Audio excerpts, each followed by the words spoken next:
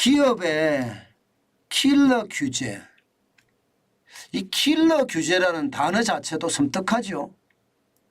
규제가 기업을 죽인다는 뜻입니다. 오죽했으면 중소기업 사장님들 억장이 무너집니다 이런 표현을 쓰겠습니까? 오죽했으면. 윤석열 정부가 이게 규제 혁파 내지는 규제 타파 굉장히 빨리 해야 된다고 제가 말씀을 드리는데 이게 잘 안 움직여져요. 그래서 답답해요. 정부의 관료들 국무회의에 참석하는 사람들이라면 이게 시장이 얼마나 어려운지 보고요. 장관 차원에서 툭툭툭 쳐내야 되거든요. 그런데 산업통상부 이창양 장관은 뭔가 이상하다 그런 생각이 들어요. 그냥 경제가 이대로 가면 좋은가요? 어쩌면 말입니다. 문재인 정부 시기에 늑장을 부리는 것은 아닌가. 저는 그런 생각을 진짜 많이 해봅니다. 왜 중소기업들이 억장이 무너진다고 이야기하느냐. 여러분 이거 한번 보세요. 신규 화학물질을 등록할 때 비용이 말입니다. 신규 화학물질입니다. 2,700만 원이 들어갑니다. 2,700만 원.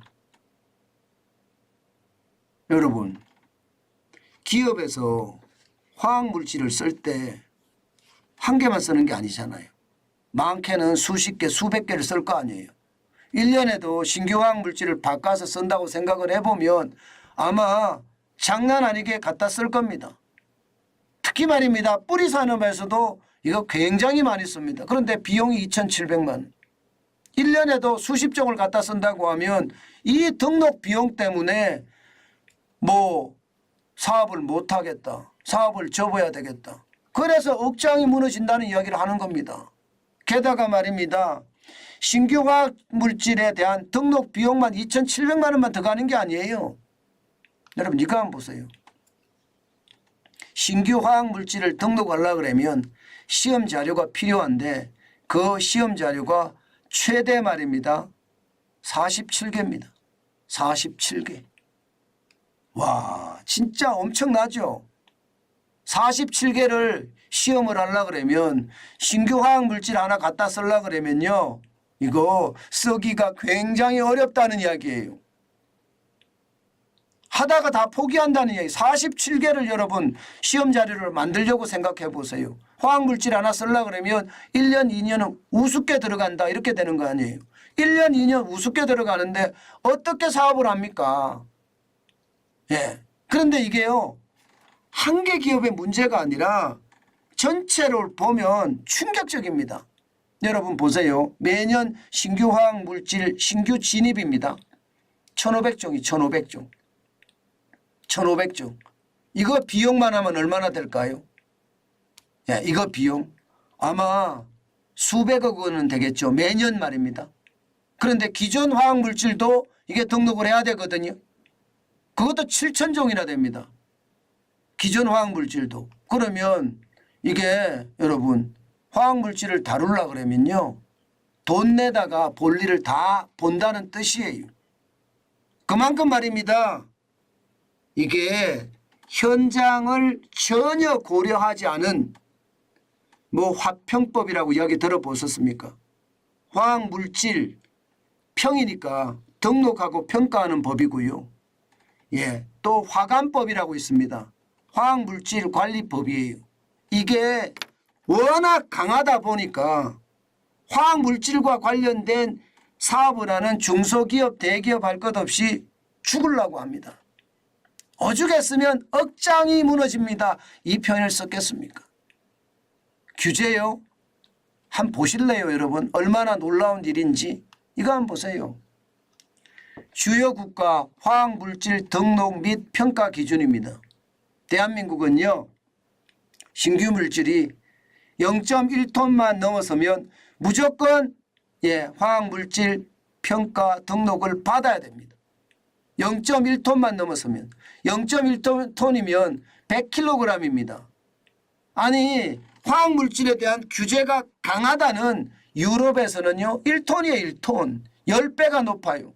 미국은 10톤입니다. 100배가 높습니다. 일본만 하더라도 1톤이고요. 중국도 1톤이거든요. 왜 우리나라는 이렇게 만들어 놨을까요?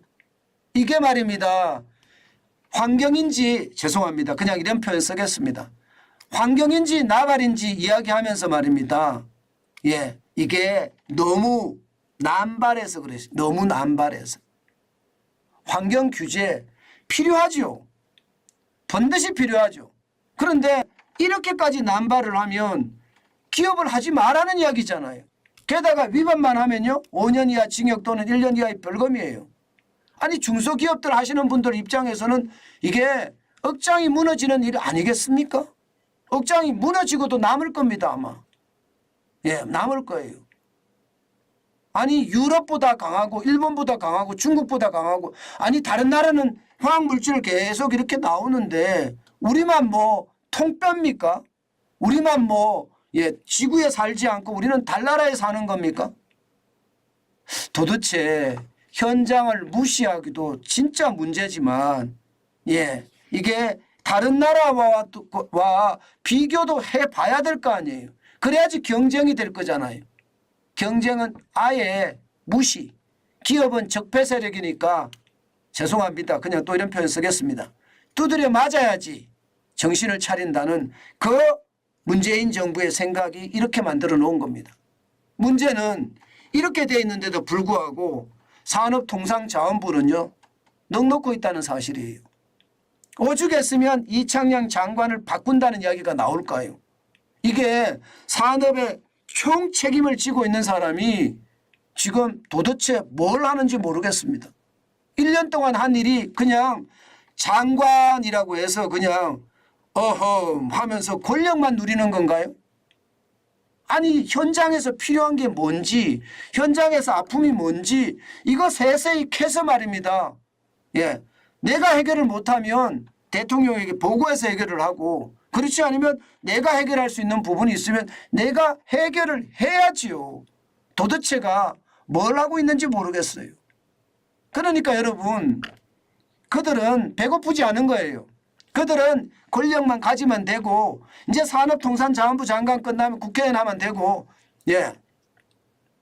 국회의원 하다가 이제 노후에 연금 받으면서 편하게 살면 되는 이런 생각을 하는 거 아닌가요? 저는 장관이라는 사람들이 이렇게 해서 안 된다고 봅니다. 오죽했으면 윤석열 정부가 1년이 지났어요. 그런데도 지금 중소기업에서는 억장이 무너진다는 이야기를 할까요? 이게 여러분 그만큼 말입니다.